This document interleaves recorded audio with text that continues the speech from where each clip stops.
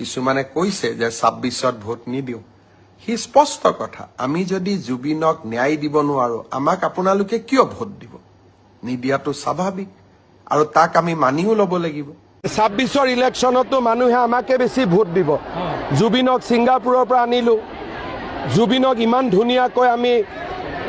অন্ত্যেষ্টিক্ৰিয়া কৰিলো জুবিনৰ ন্যায় দিম চাৰ্জশ্বিট দিম ন্যায় বিজেপিয়ে দিব আৰু বিজেপিয়ে কৰিব কাৰণ আমি জুবিনক মনৰ পৰা ভাল পাইছিলো সেইটোৱে কথা সেইকাৰণে ন্যায় কাৰণে 100% ন্যায় হ'ব ইয়াত ন্যায়ত কোনো হয় খাবই নালাগে যে ক'বাত ন্যায় নহ'ব ন্যায় দিমেই আৰু সেইটো মোৰ সংকল্প ন্যায় দিহে দিম এজনে ইমানৰ মিছা কথা ক'ব হিমন্ত বিশ্ব শৰ্মাই পাৰে কিন্তু অসমৰ মুখ্যমন্ত্ৰীয়ে নোৱাৰে কাৰণ অসমৰ মুখ্যমন্ত্ৰীয়ে যদি মিছা কথা কয় বিধানসভাতো মোৰ ওপৰত প্ৰস্তাৱ হ'ব কোৰ্টেও মোক চামন দিব পাৰিব সেইকাৰণে মই মিছা কথা হিমন্ত বিশ্ব শৰ্মাই হাজাৰটা মিছা কথা ক'ব পাৰে কিন্তু অসমৰ মুখ্যমন্ত্ৰীয়ে মিছা কথা ক'ব নোৱাৰে কাৰণ ন্যায়টোতো ন্যায়ালয়ে দিব মইতো মুখ্যমন্ত্ৰীয়ে মইতো চিফ জাষ্টিচ নহয়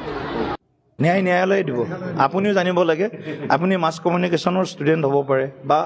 অধ্যয়ন কৰিব পাৰে ন্যায়টো কোনে দিয়ে কথা কৰিছে যেন ন্যায় দিব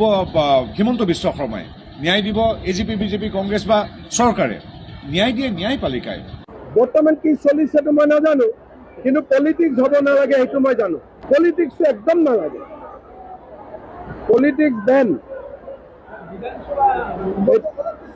এইটোৰ ওপৰত পলিটিক্স নালাগে